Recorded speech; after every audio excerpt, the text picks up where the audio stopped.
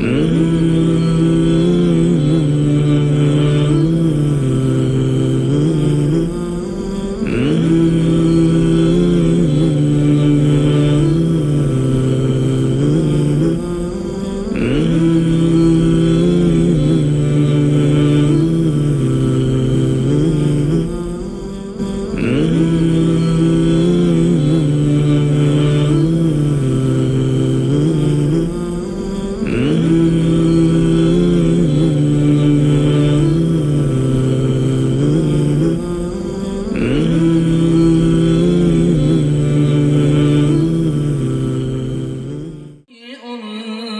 فيه القرآن هدى للناس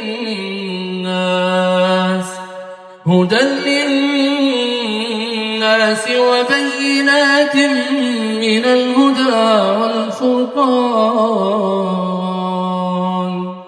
فمن شهد منكم الشهر فليصمه، ومن كان مريضا أو على سفر فعدة من أيام أخر، يريد الله بكم اليسر ولا يريد بكم العسر، ولتكملوا العدة ولتكبروا الله على ما هداكم ولعلكم تشكرون.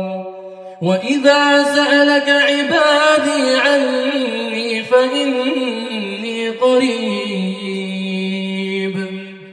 وإذا سألك عبادي عني فإني قريب، أجيب دعوة الداع إذا دعان، فليستجيبوا لي وليؤمنوا بي لعلهم يرشدون.